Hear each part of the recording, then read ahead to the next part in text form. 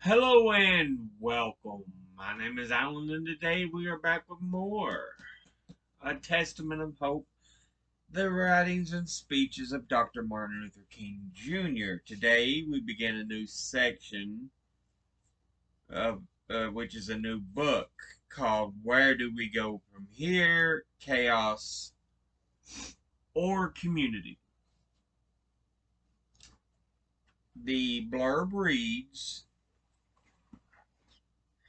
this book was perhaps the toughest writing project uh, Dr. King ever pursued. He really had to travel to Jamaica in order to find the time to finish it. His schedule was grueling. He worked 24-hour days, traveled approximately 325,000 miles per year, and often gave as many as 450 speeches per year. When he wrote this book, it seemed that the civil rights leadership was being bypassed by the new advocates of black power. He tried to show that many objectives of the black power advocates were no different from his own. Moreover, he called for recognition of the importance of many strategies and lamented the rise of logistical imperialists such as Floyd McKissick and Stokely Carmichael, who argued for their own strategies and demeaned nonviolent direct action, which King was a felt was a more reasonable, practical, and moral strategy. Where are we? Chapter 1. On the 6th of August, 1965, the President's room of the Capitol and could scarcely hold the multitude of white and Negro leaders crowding it. President Lyndon Johnson's high spirits were marked as he circulated among the many guests whom he had invited to witness the event he confidently felt uh, to be historic, the signing of the 1965 Voting Rights Act. The legislation was designed to put the ballot effectively into Negro hands in the South after a century of denial by terror and evasion. The bill that lay on the polished mahogany desk was born in violence in Selma, Alabama, where a stubborn sheriff handling Negroes in the Southern tradition had stumbled against the future. During a nonviolent demonstration for voting rights, the sheriff had directed his men in tear gassing and beating the marchers to the ground. The nation had seen and heard and exploded its indignation. In protest, Negroes and whites marched 50 miles through Alabama and arrived at the state capital of Montgomery in a demonstration 50,000 strong.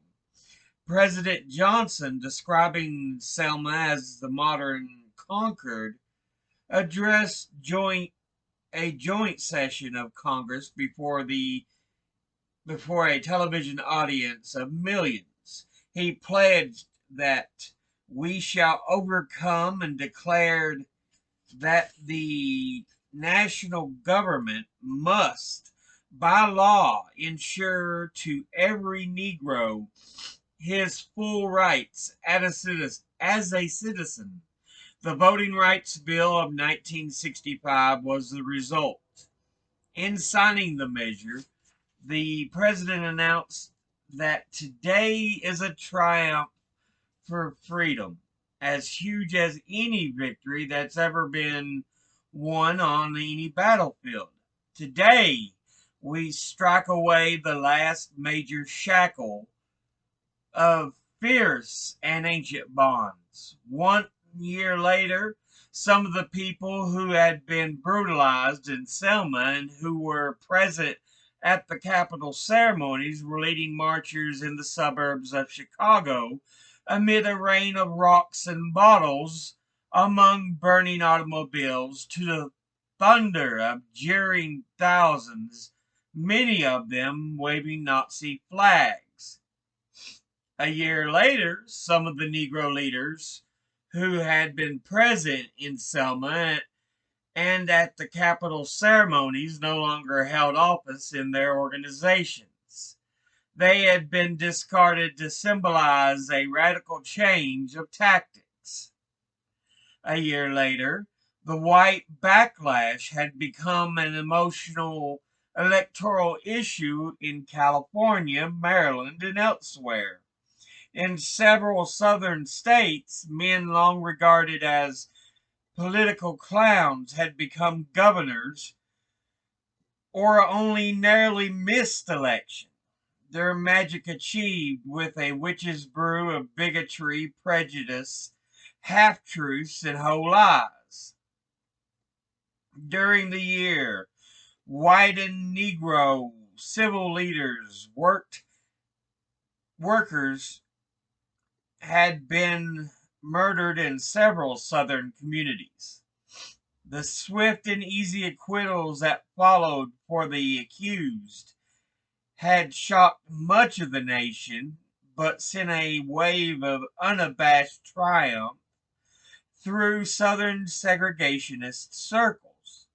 Many of us wept at the funeral services for the dead and for democracy. During the year, in several northern and western cities, most tragically in Watts, young Negroes had exploded in violence.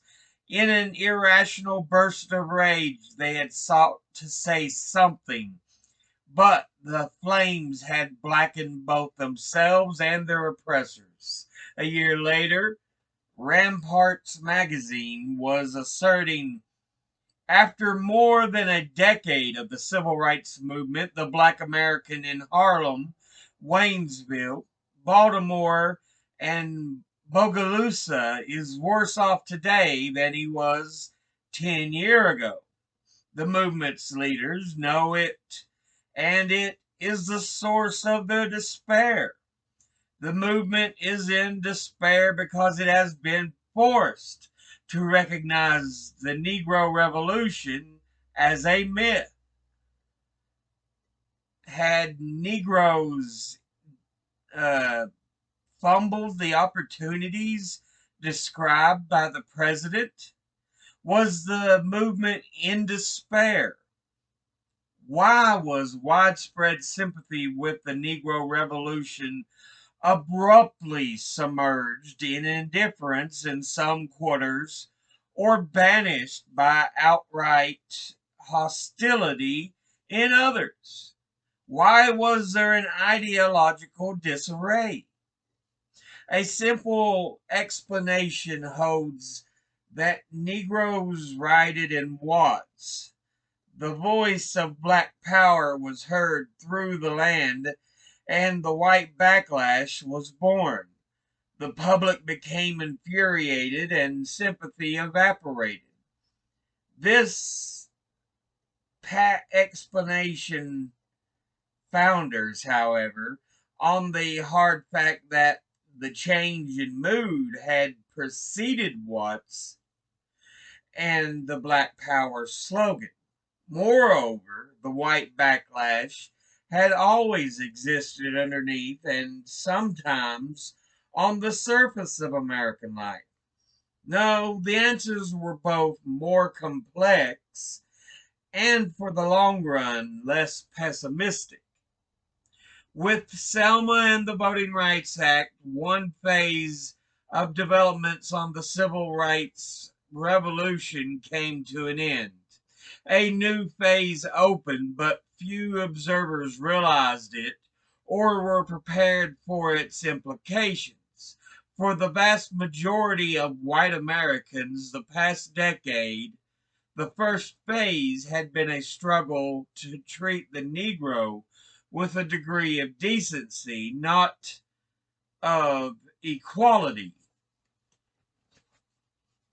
Uh, White America was ready to demand that the Negro should be spared the lash of brutality and coarse degradation, but it had never been truly committed to helping him out of poverty, exploitation, or all forms of discrimination. The outraged white system had been sincere when he snatched the whips from the southern sheriffs and forbade them more cruelties. But when this was to a degree accomplished, the emotions that had momentarily inflamed him melted away. White Americans left the Negro on the ground and in devastating numbers walked off with the aggressor. It appeared that the white segregationist and the ordinary white citizen had more in common with one another than either had with the Negro. When Negroes looked for the second phase, the realization of equality, they found that many of their white allies had quietly disappeared. The Negroes of America had taken the president, the press, and the pulpit at their word when they spoke in broad terms of freedom and justice. But the absence of brutality and uh, unregenerate evil is not the presence of justice. To stay murder is not the same thing as to ordain brotherhood. The word was broken, and the free running expectation of the Negro crashed into the stone walls of white resistance. The result was havoc. Negroes felt cheated, especially in the North, while many whites felt the Negroes had gained so much it was virtually impudent and greedy to ask for more so soon. The paths of Negro white unity that had been converging crossed at Selma and like a giant X began to diverge. Up to Selma, there had been unity to eliminate barbaric conduct. Beyond it, the unity had to be based on the fulfillment of equality. And in the essence of agreement, the past began inexorably to move apart. Why is equality so assiduously avoided? Why does white America delude itself? And now does it rationalize the evil it retains? The majority of white Americans consider themselves sincerely committed to the justice for the Negro. They believe that American society is essentially hospitable to fair play and to steady growth toward a middle-class utopia embodying racial harmony. But unfortunately, this is a fantasy of self-deception and comfortable vanity. Overwhelmingly, America is still struggling with irresolution and contradictions. It has been sincere and been ardent in welcoming some change, but too quickly apathy and disinterest rise in the surface when the next logical steps are to be taken. Laws are passed in a crisis mood after a Birmingham or a Selma, but no substantial fervor survives the formal signing of legislation. The recording of the law in itself is treated as the reality of the reform. This limited degree of concern as a reflection of the inner conflict, which measures cautiously the impact of any change on the status quo. As the nation passes from opposing extremist behavior to the deeper and more pervasive elements of equality, white America reaffirms its bonds to the status quo. It had contemplated comfortably hugging the shoreline, but now fears that the winds of change are blowing it out to sea.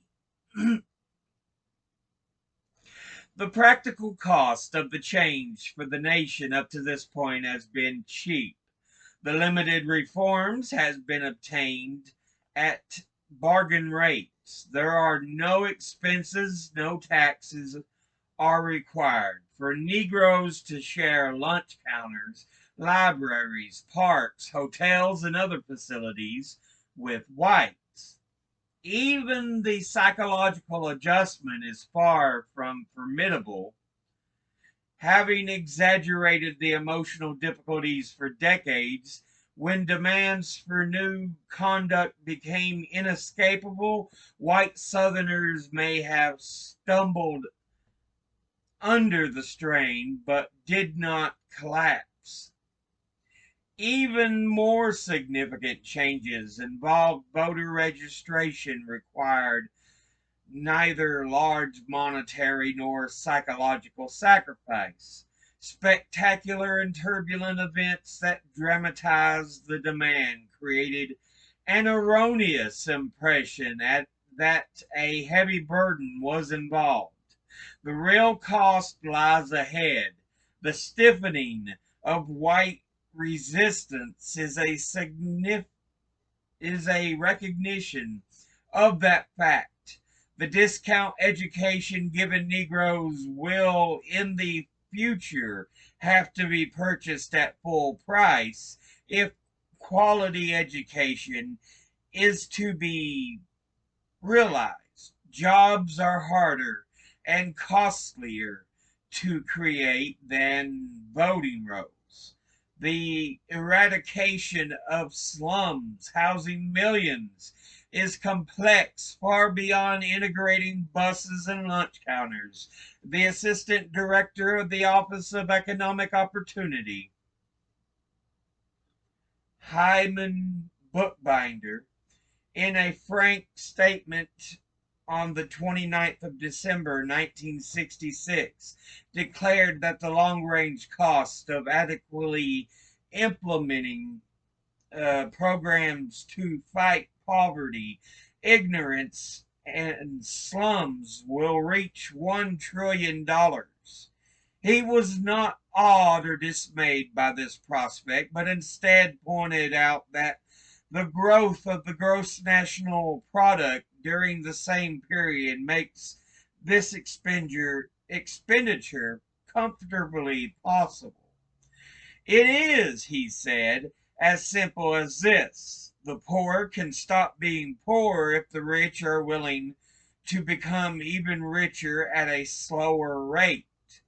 Furthermore, he predicated that unless a substantial sacrifice is made by the American people, the nation can expect further deterioration of the cities, increased antagonisms between races, and continued disorders in the streets.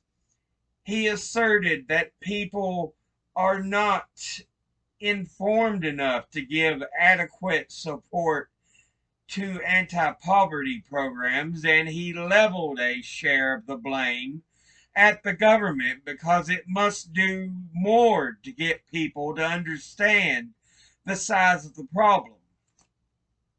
Let us take a look at the size of the problem through the lens of the Negro's status in 1967. When the Constitution was written, a strange formula to determine taxes and representation declared that the Negro was 60% of a person. Today, another curious formula seems to declare he is 50% of a person. Of the good things in life, he has approximately one half those of whites. Of the bad things, he has twice those of whites. Thus, half of all Negroes live in a substandard housing, and Negroes have half the income of whites. When we turn to the negative experiences of life, the Negro has a double share. There are twice as many unemployed. The rate of infant mortality, widely accepted as an accurate index of general health among Negroes, is double that of whites. The equation pursues Negroes even into war. There were twice as many Negroes as whites in combat in Vietnam at the beginning of 1967, and twice as many Negro soldiers died in action, 20.6% in proportion to their numbers in the population. In other spheres, the figures are equally alarming. In elementary schools, Negroes lag 1 to 3 years behind whites, and their segregated schools receive substantially less money per student than do the white schools.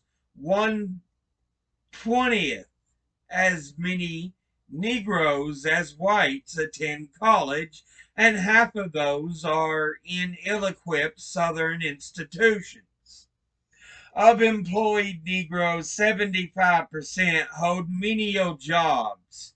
Depressed living standards for Negroes are not simply the consequence of neglect, nor can they be explained by the myth of the Negro's innate incapacities or by the more sophisticated rationalization of his acquired infirmities, family disorganization, poor education, etc. They are a structural part of the economic system in the United States. Certain industries and enterprises are based upon a supply of low paid, underskilled, and immutable non white labor. Hand assembly factories, hospitals, service industries, housework, agricultural operations using itinerant labor would suffer economic trauma, if not disaster, with a rise in wage scales. Economic discrimination is especially deep rooted in the South. In industry after industry, there is a significant differential in wage scales between North and South. The lower scale in the South is directly a consequence of cheap Negro labor, which ironically not only deprives the Negro but by its presence drives down the Negro, or drives down the wages of the white worker. The New South, while undergoing certain marked changes as a result of industrialization, is adapting to the forms of discrimination that keep the Negro in a subordinate row and hold his wage scales close to the bottom. The personal torment of discrimination cannot be measured on a numerical scale, but the grim evidence of its hold on white Americans is revealed in polls that indicate that 88% of them would object if their teenage child dated a Negro. Almost 80% would mind if it is a close friend or relative married a Negro, and 50% would not want a Negro as a neighbor. These brief facts disclose the magnitude of the gap between existing realities and the goal of equality. Yet, they would be less disturbing if it were not for greater difficulty. There is not even a common language when the term equality is used. Negro and white have a fundamentally different definition.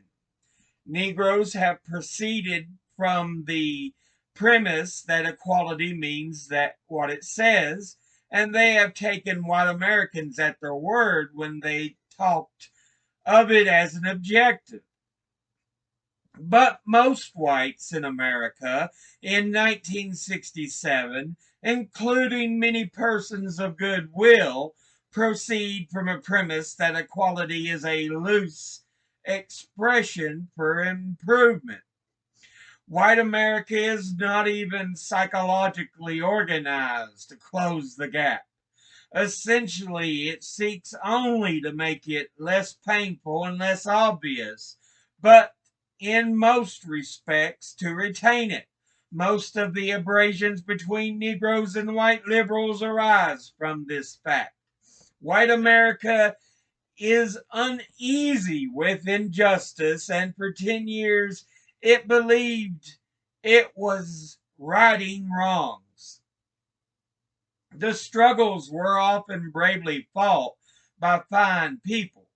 The conscience of man flamed high in hours of peril. The days can never be forgotten when the brutalities at Selma caused thousands all over the land to rush to our side, heedless of danger and of differences in race, class, and religion. After the march to Montgomery, there was a day at the airport, and several thousand demonstrators waited more than 5 hours, crowding together on the seats, the floors, the stairways of the terminal building.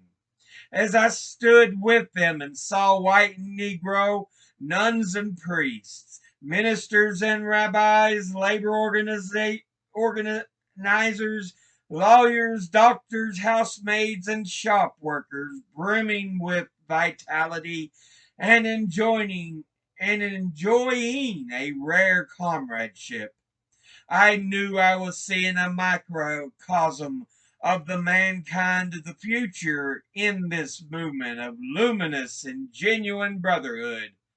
But these were the best of America, not all of America. Elsewhere, the commitment was shallower.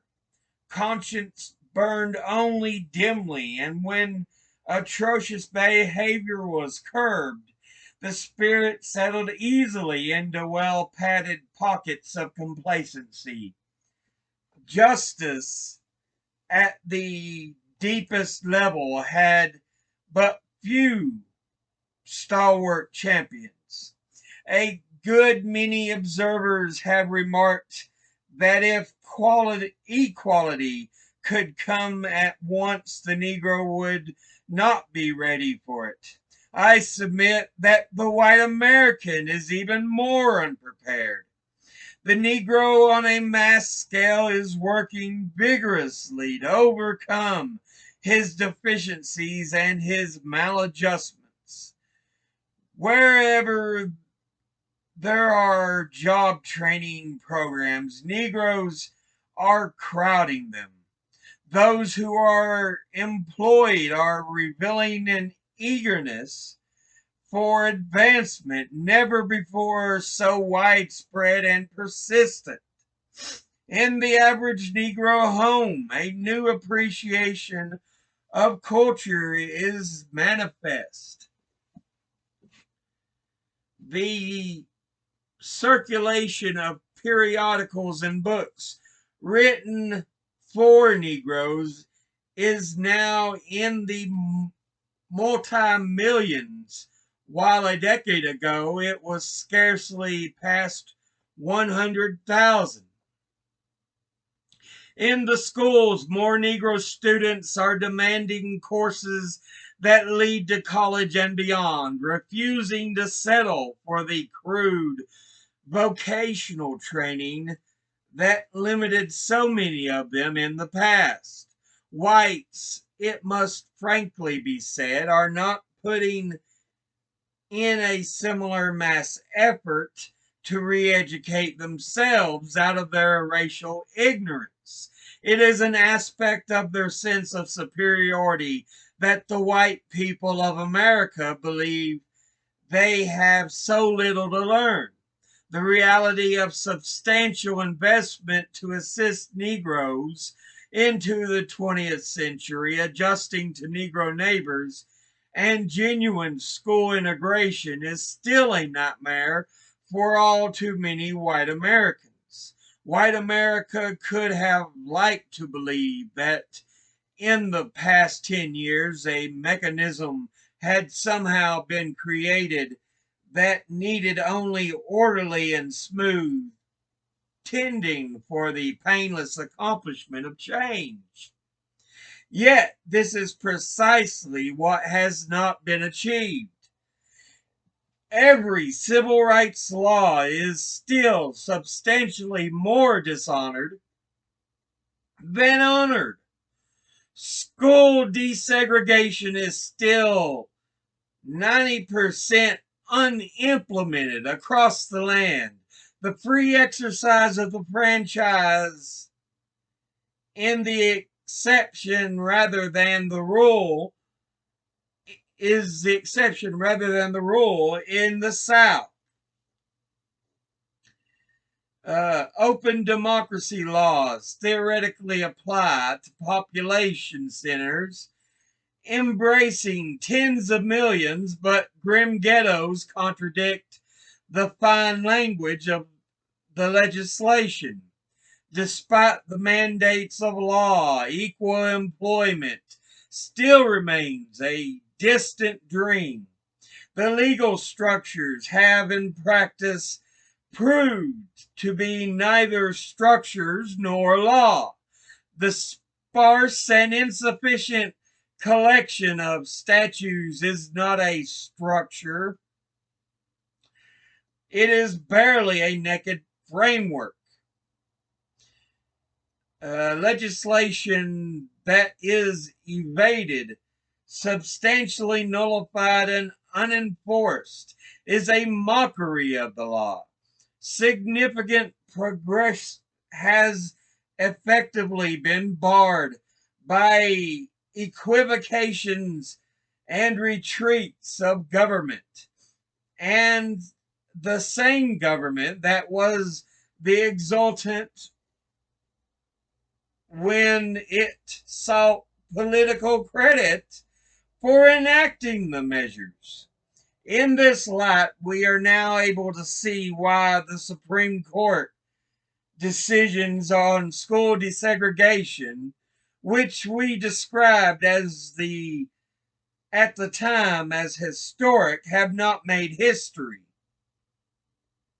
After 12 years, barely 12% school integration existed in the whole South and the Deep South. The figure hardly reached 2%. And even these few schools were in many cases integrated only with a handful of Negroes. The decisions indeed mandated a profound degree of genuine equality. For that very reason they failed of implementation. They were, in a sense, historic errors from the point of view of white America. Even the Supreme Court, despite its original courage and integrity, curbed itself only a little over the year after the 1954 landmark cases when it handed down its pupil placement decision, in effect returning to the states the power to determine the tempo of change.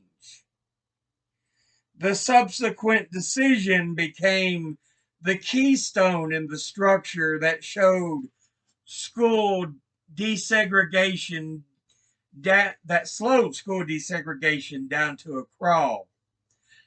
Thus, America, both segregationist, obstructionist, and majority indifference, silently nibbled away at the promise of true equality that had come before its time. These were the deepest causes for the contemporary abrasions between the races. Loose and easy language about equality, resonant resolutions about the brotherhood fall pleasantly on the ear, but for the Negro there is a credibility gap that he cannot overlook. He remembers that with each modest advance, the white population promptly raises the argument that the Negro has come far enough. Each step forward accents an ever present tendency to backlash. This characterization of is necessarily general. It would be grossly unfair to admit recognition of a minority of whites who genuinely want authentic equality. Their commitment is real, sincere, and is expressed in the unregenerated segregationists who have declared that democracy is not worth having if it involves equality.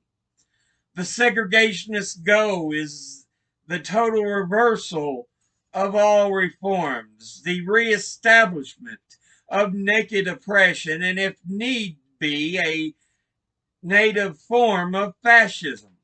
America had a master race in the antebellum South. Reestablishing it with the resurgent Klan and a totally disenfranchised lower class would realize the dream of too many extremists on the right. The great majority of Americans are suspended between these oppressing attitudes or opposing attitudes. They are uneasy with injustice, but unwilling yet to pay a significant price to eradicate it.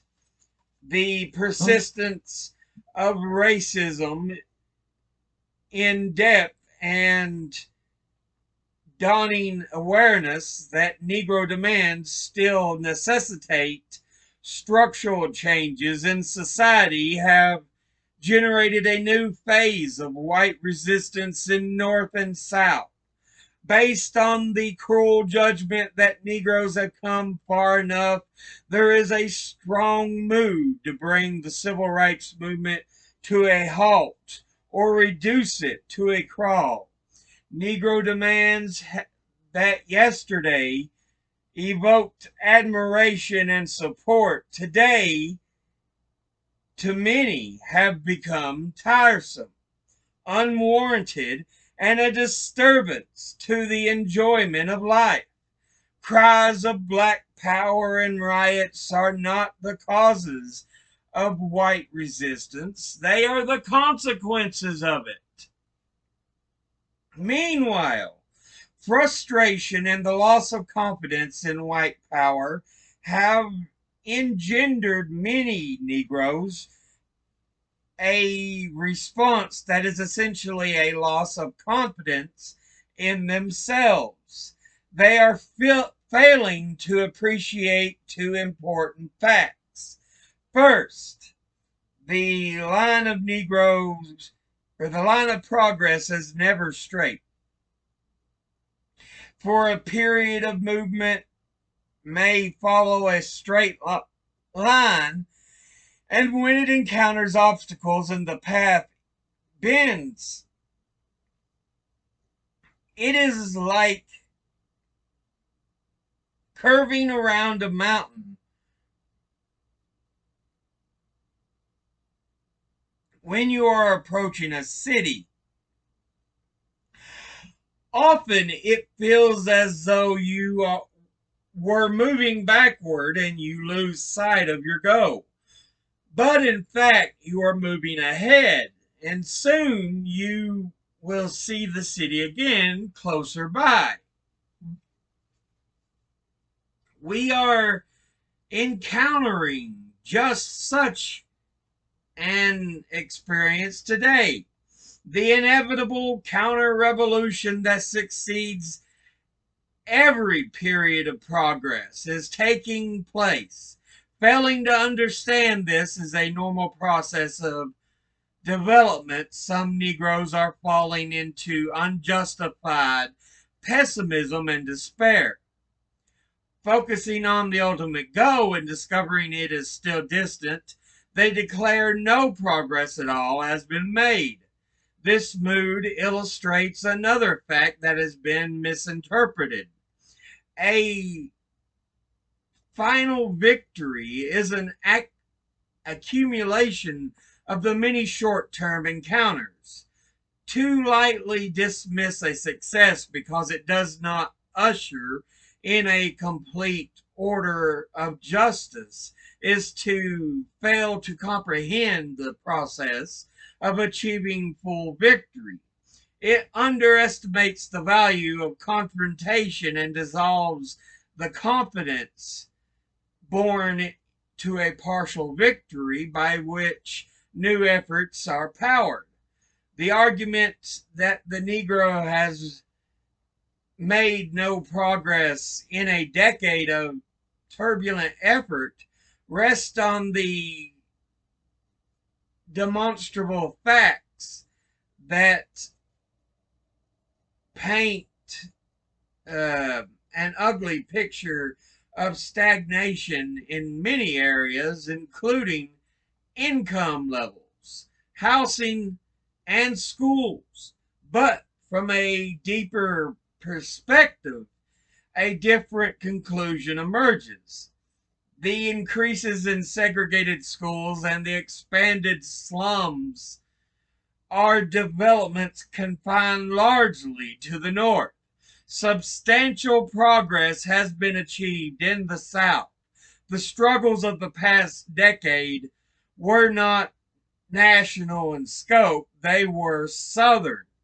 They were specifically designed to change life in the South, and the principal role of the North was supportive.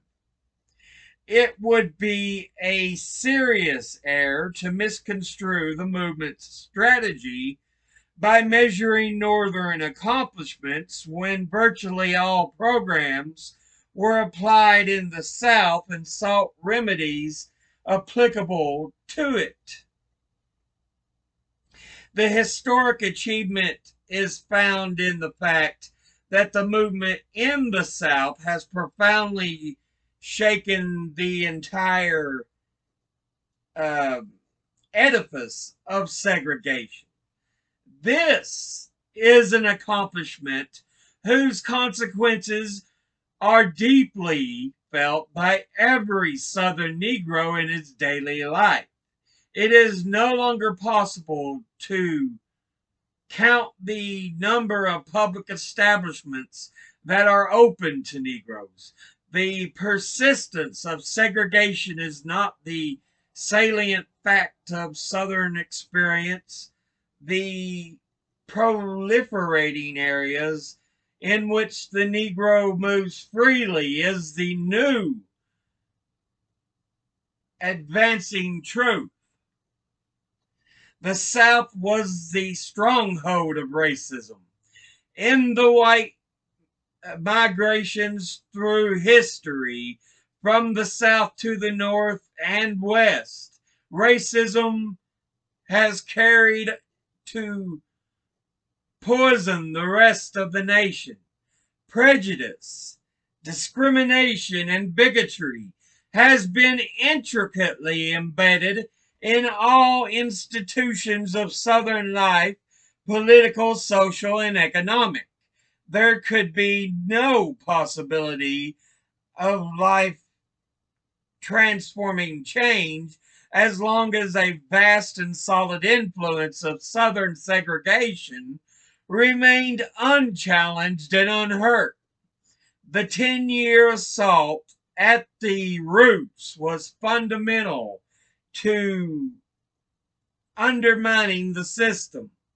What distinguished this period from all preceding decades was that it constituted the first frontal attack on racism at its heart. Since before the Civil War, the alliance of Southern racism and Northern reaction has been a major roadblock to all social advancement. The cohesive political structure of the South working through was an alliance enabled a minority of the population to imprint its ideology on the nation's laws. This explains why the United States is still far behind European nations in all forms of social legislation. England, France, Germany, Sweden, and distinctly less wealthy than us provide more security relative to for their people. Hence, in attacking Southern racism, the Negro has already benefited not only himself, but the nation as a whole, until the disproportionate political power of the reactionary South in Congress is ended. Progress in the United States will always be fitful and uncertain. Since the beginning of the Civil Rights Revolution, Negro registration in almost every Southern state was increased by at least 100%, and in Virginia and Alabama by 300 and 600%, respectively.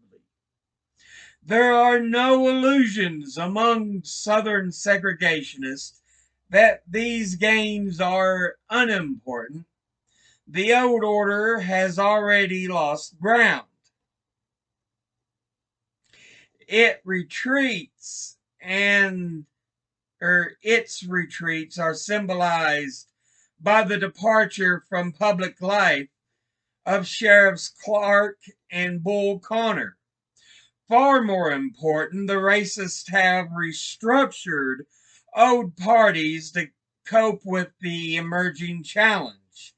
In some states, such as Georgia and Alabama, white supremacy temporarily holds the state house, but it would be a foolish and short-sighted politician who felt secure with this victory. In both of the states, the most serious contender in recent elections was a white former governor who publicly welcomed the Negro vote. shaped his policies to it and worked with the Negro political organizations in the campaign. This change is itself a revolutionary event.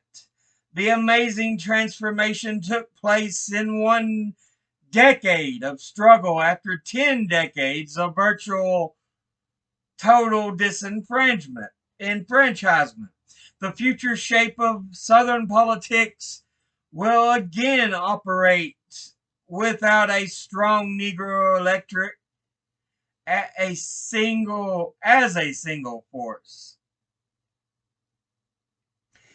Even in Mississippi, where electoral advances are not yet marked, a different form of change is manifest. When Negroes decided to march for freedom across the state, they boldly advanced to the Capitol itself in a demonstration of 30,000 people. 10 years before, a Mississippi Negro would have submissively stepped to the gutter to leave the sidewalk for a white man.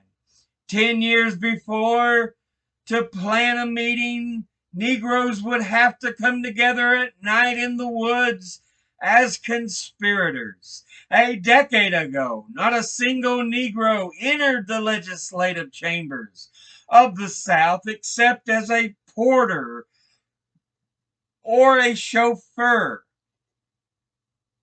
Today, 11 Negroes are members of the Georgia House. 10 years ago, Negroes seemed almost invisible to the larger society, and the facts of their harsh lives were unknown to the majority of the nation. Today, civil rights is a dominating issue in every state, crowding the pages of the press and daily conversation of white Americans.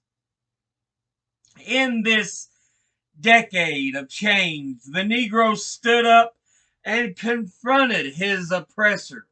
He faced the bullies and the guns, the dogs and the tear gas. He put himself squarely before the vicious mobs and moved with strength and dignity toward them and decisively defeated them.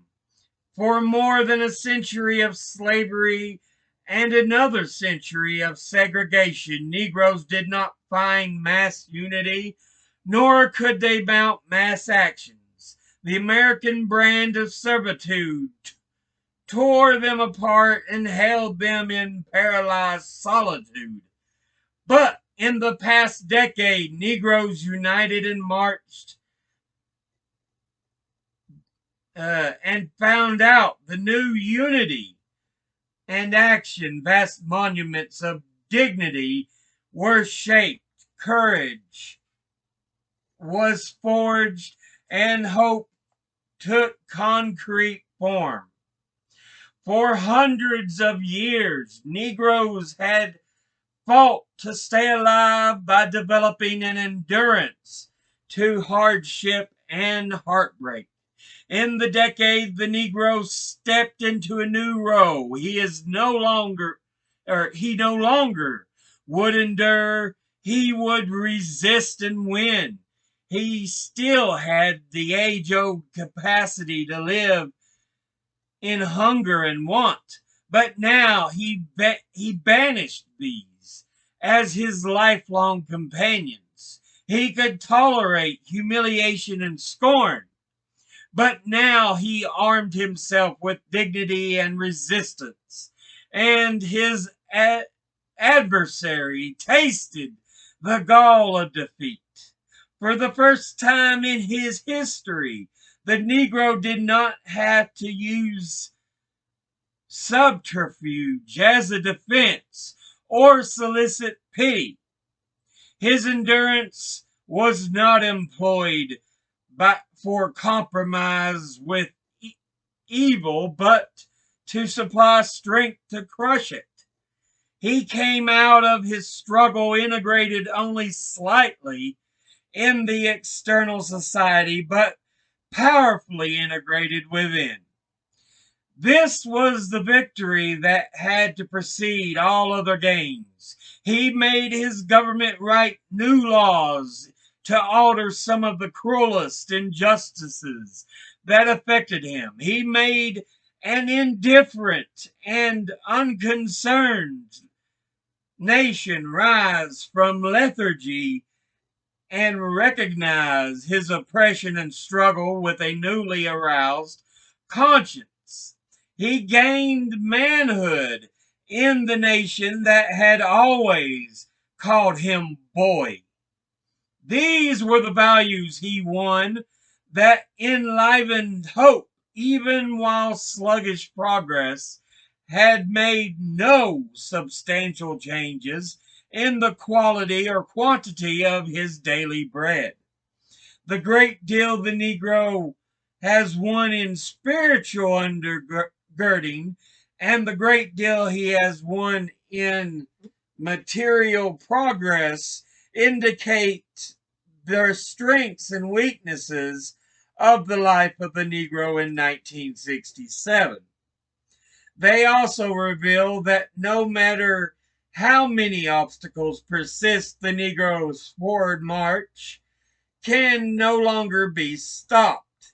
The fight is far from over because it is neither won, as some assert, nor lost, as the calamity ridden declare. Negroes have irrevocably undermined the foundations of Southern segregation. They have assembled the power through self-organization and coalition to place their demands on all significant national agendas. And beyond this, they have now accumulated the strength to change the quality and substance of their demands. From issues of personal dignity, they are now advancing to programs that impinge upon the basic system of social and economic control. At this level, Negro programs go beyond race and deal with economic inequality wherever it exists. In the pursuit of these goals, the white poor become involved, and the potentiality emerges for a powerful new alliance. Another momentous gain of the last decade is now being taken for granted. Negroes forged their own tactical theory of nonviolent direct action. It was born in Montgomery, Alabama, and for a time was considered of only limited application. But as it inspired and informed far-flung movements that included sit-ins, boycotts, and mass marches, it became clear that a new method of protest action had been born. When legal contests were the sole form of activity, the ordinary Negro was involved in as a passive spectator. His interests were stirred, but his energies were underemployed. Mass marches transformed the common man into the star performer and engaged him in a total commitment. Yet nonviolent resistance caused no explosions of anger. It instigated no riots. It controlled anger and released it under discipline for maximum effect. What lobbying and imploring could not do is in legislative halls, marching feet accomplished 1,000 miles away. When the Southern Christian Leadership Conference went to Birmingham in 1963, it intended to change that city. But the effect of its campaign was so extensive that President Kennedy was forced to conclude that national legislation was indispensable, and the first civil rights bill with substance was enacted in 1964. Nonviolent direct action had proved to be the most effective generator of change that the movement had seen, and by 1965, all civil rights organizations had embraced it as theirs. In the past year, nonviolent direct action has been pronounced for the 10th time dead. Now tactics have been proposed to replace it. The Black Power slogan was described as a doctrine that reached Negro hearts and with so deep an appeal that no alternative method could withstand its magnetic force. Rioting was described as the new Negro form of action that evoked results when disciplined demonstrations sputtered out against implacable opposition. Yet Black Power has proved to be a slogan without a program and with an uncertain following. It is true that the controversy is not yet resolved. It is also true that no new alternatives to nonviolence within the movement have found viable expression. Confusion has been created, but extensive despair and dissipation of fighting strength have not occurred. By 1967, the resounding shout of the Negroes' protest had shattered the myth of this contentment.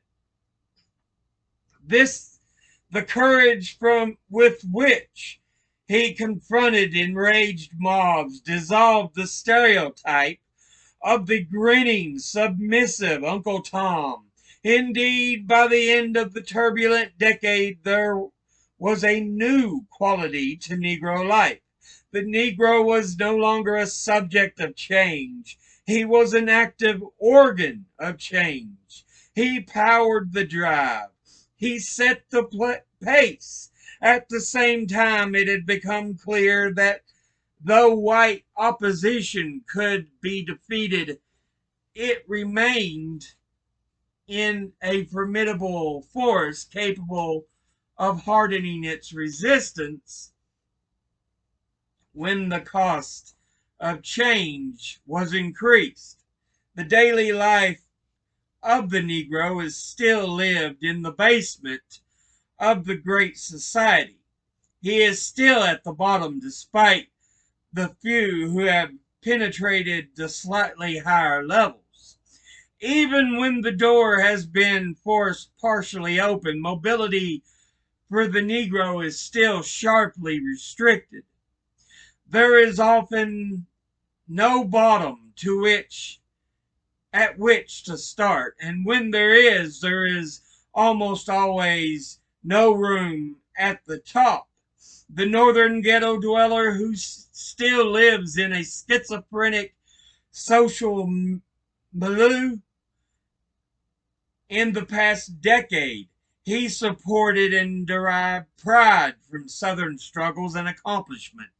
Yet the civil rights revolution appeared to drain energy from the North, energy that flowed south to transform life there, while the stagnation blanketed northern Negro communities. This was a decade of role reversal. The North, heretofore vital, languished, while the traditionally passive South burst with dynamic vigor. The North at best stood still as the South caught up.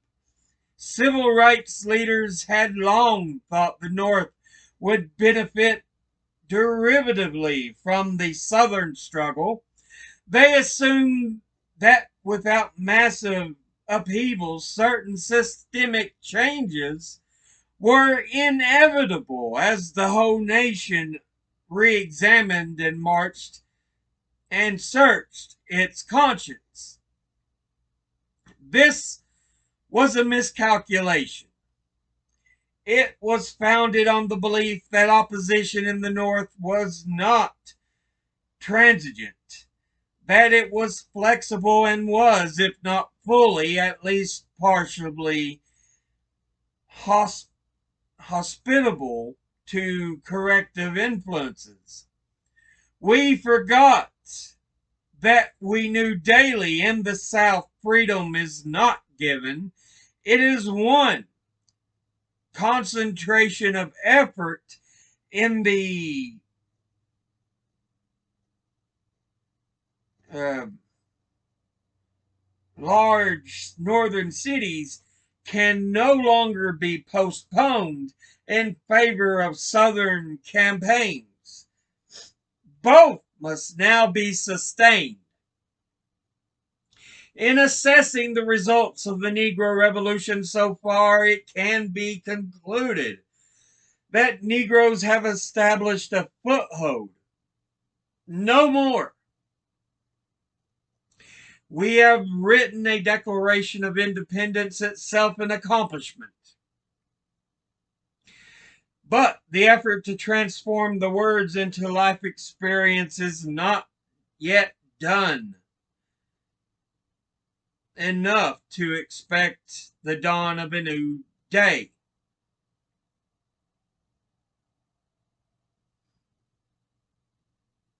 Sorry, but the effort to transfer the words into life experience still lies ahead. The hard truth is that neither Negro nor white have yet done enough to expect the dawn of a new day. While much has been done, it has been accomplished by too few and on a scale too limited by the breadth of the goal. Freedom is not won by passive acceptance of suffering. Freedom is won by struggle against suffering. By this measure, Negroes have not yet paid the full price for freedom, and whites have not yet faced the full cost of justice. The brunt of the Negroes' past battles have borne by very small striking force. Though millions of Negroes were ardent and passionate supporters, only a modest number were actively engaged, and these were relatively too few for a broad war against racism, poverty, and discrimination. Negroes fought and won, but our engagements were skirmishes, not climactic battles. No great varieties are won in a war of the transformation of the whole people without total participation. Less than this will not create a new society. It will only evoke a more sophisticated token amelioration. The Negro has been wrong to toy with the optimistic thought that the breakdown of white resistance could be accomplished at a small cost. He will have to do more before the pressure crystallizes new white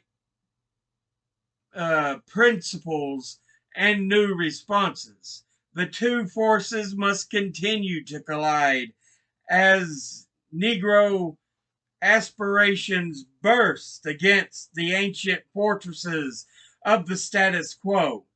This should not be construed as a prediction of violence. On the one hand, there will certainly be new expressions of nonviolent direct action on an enlarged scale. If 100,000 Negroes march in a major city to a strategic location, they will make municipal operations difficult to conduct. they will exceed the capacity of even the most reckless local government to use force against them, and then will repeat this action daily if necessary. Without harming persons or property, they can draw as much attention to their grievances as the outbreak yet wants, and they will have asserted their unwavering determination while retaining their dignity and discipline. But on the other hand, it cannot be taken for granted that Negroes will adhere to nonviolence under any and all conditions. When there is a rock like intransigence or sophisticated manipulation that mocks the empty handed petitioner, rage replaces reason. Nonviolence is a powerful demand for reason and justice. It is a rudely rebuked, if not transformed into resignation and passivity. Southern segregationists in many places yielded to it because they realized that the alternatives could be intolerable. Northern white leadership has relied too much on tokens and substitutes and on Negro patience. The end of this road is clearly in sight. The cohesive, potentially explosive Negro community in the North has a short fuse and a long train of abuses. Those who argue that it is hazardous to give warnings lest the expression of apprehension lead to violence are in error. Violence has already been practiced too often and always because remedies were postponed. It is understandable that the white community should fear the outbreak of riots. They are indefensible as weapons of struggle, and Negroes must sympathize with whites who feel menaced by them. Indeed, Negroes are themselves no less menaced, and those living in the ghetto always suffer most directly from the destructive turbulence of a riot. Yet the savage white person also has a responsibility, or the average white person has a responsibility. He has to resist the impulse to seize upon the rioter as the exclusive villain. He has to rise up with the indignation against his own municipal, state, and national governments to demand that the necessary reforms be instituted, which alone will protect him.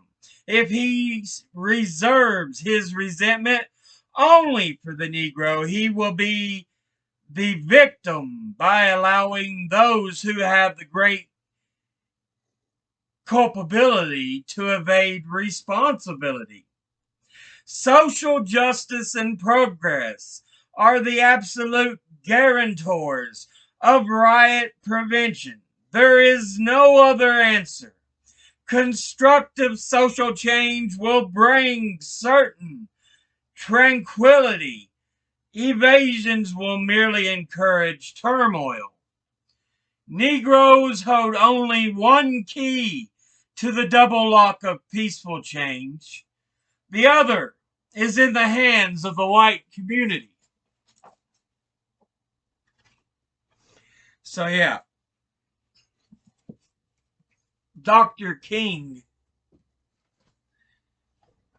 writes, you know, about yes, there is this growing movement of black power, of violence, of riots. I would rather see